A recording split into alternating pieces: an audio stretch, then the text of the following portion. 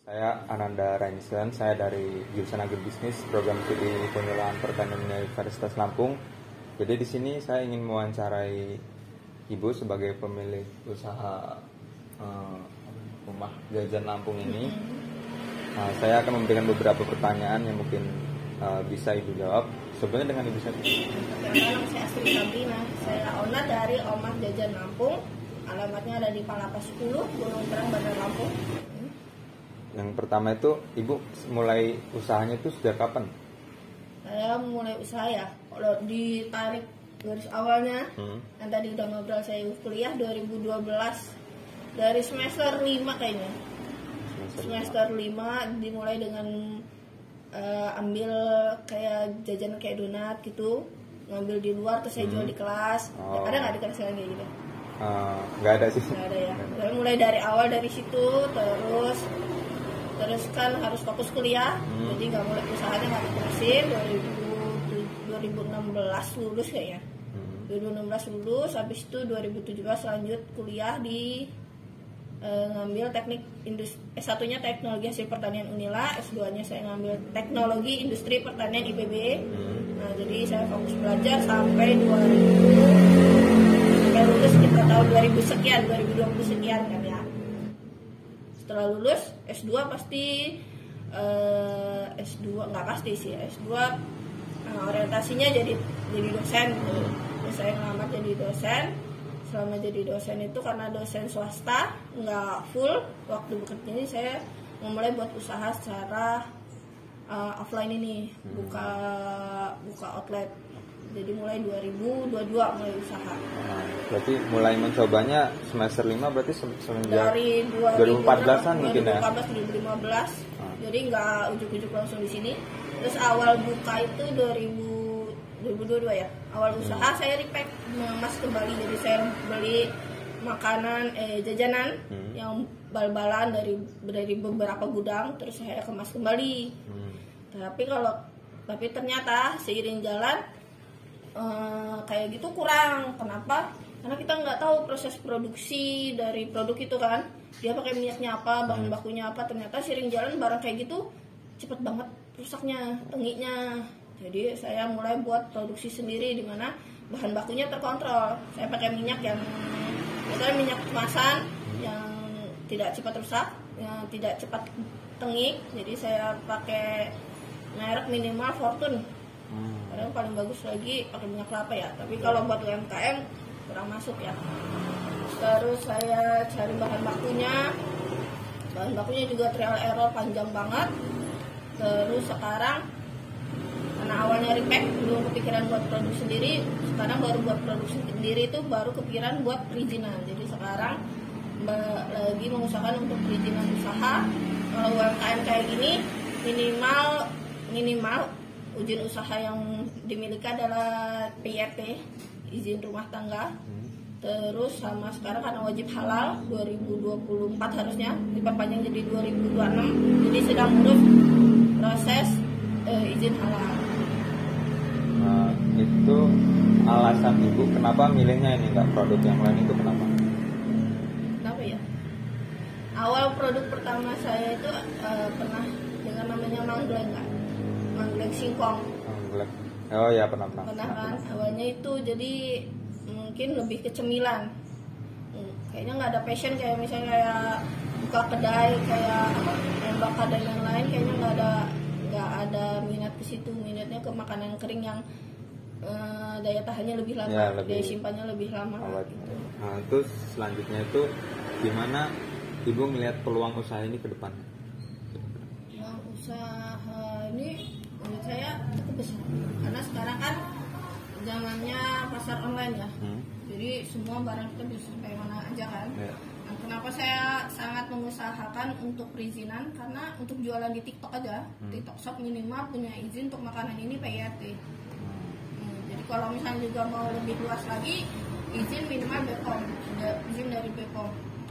Menurut saya peluangnya besar sekali. Tapi tergantung bagaimana teknik marketingnya. Terus tujuan Ibu untuk memulai usaha ini selain untuk memperoleh pendapatan apa lagi? Selain itu, misalkan sebagai kontribusi. Ya tentu sebenarnya ya tujuannya ya cari uang kan. Cari uang aja. Itu kan. Sebenarnya kalau bisa sampai besar ya pengen banget membantu orang-orang sekitar karena produk kayak gini pasti butuh tenaga kerja yang banyak. Tapi untuk sampai sekarang belum.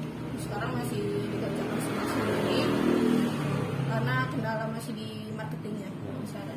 Berarti ada niatan untuk buka lapangan kerjaan juga kalau misalkan udah besar gitu. Nah, tentu banget. Karena di sini sebenarnya untuk kamu datang sekarang ya. Sebenarnya saya ada rencana mau pindah. Kenapa? Cari tempat yang lebih luas biar tempat usahanya lebih besar. Ya. Terus tantangan untuk memulai usahanya sejauh ini? Tantangannya ya karena dulu saya langsung terjun aja ya, kurang riset. Tantangannya kita sebenarnya harus tahu pasarnya mana, yang dituju siapa, terus bahan bakunya kayak mana, itu tantangannya. Karena jujur saya belajarnya mahal banget karena belajar dari pengalaman ya. Belajar dari pengalaman itu mahal banget. Saya habis uang banyak banget buat biar tahu pasarnya siapa, produknya apa aja, bahan bakunya dari mana, cara buatnya di mana. Karena semuanya dijalanin sendiri tanpa mentor. Terus ini usahanya dikelola sendiri atau memang ada timnya, temannya untuk mengelolanya?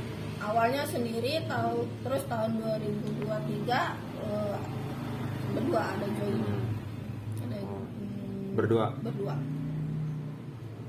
Nah, terus untuk produksinya itu ada standarnya nggak sih? Mungkin untuk kebersihan lah, untuk pengemasan dan lain.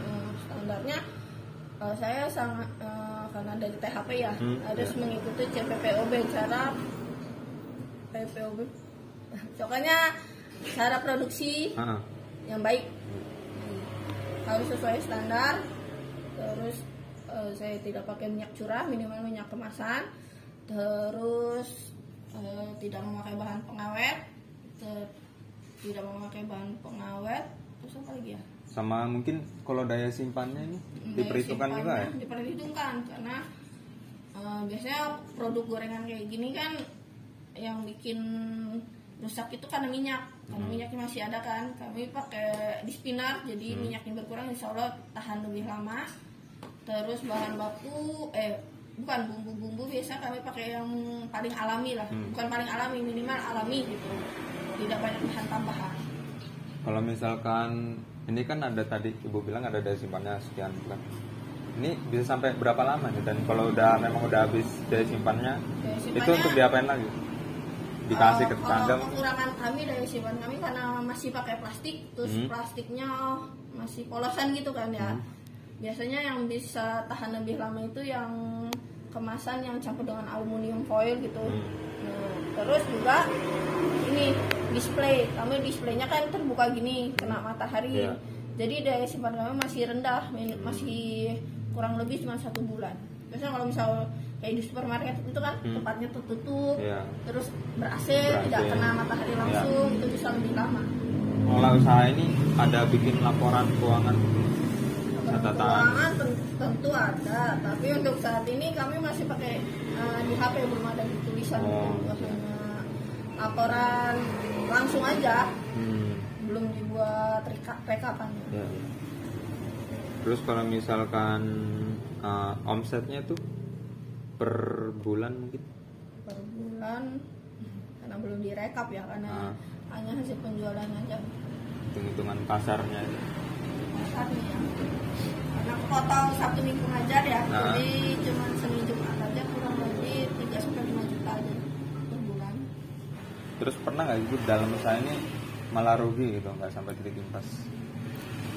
Nah, yang tadi saya bilang tadi sebelumnya pas saya repack itu, saya pernah buang sampai 5 bal gitu karena tengi. Kerugian. Jadi karena belum pintar juga dalam bentuk marketing, belum tahu pemasarannya kemana, promosinya belum kencang. Jadi waktu masih repack itu yang masih jualin produk orang itu banyak buangnya. Terus setelah itu kan rugi tuh, penanganannya gimana Bu? Setelah dibuang ada? Karena jajanan itu kan cuma masalahnya di tengi ya. Di tengi itu sebenarnya masih bisa dipakai tapi bukan buat manusia, jadi dipakai buat pakan hewan. Ya. Terus untuk mengembalikan uang-uang yang rugi itu kira-kira gimana? Kami minjem dari bank mungkin untuk modal selanjutnya atau gimana? Ya selama ini masih muterin modal di awal aja. Enggak, saya nggak ambil pinjaman. Ini untuk produksi dan bahan bakunya ini Ibu mendapatkan dari mana ya bahan-bahannya?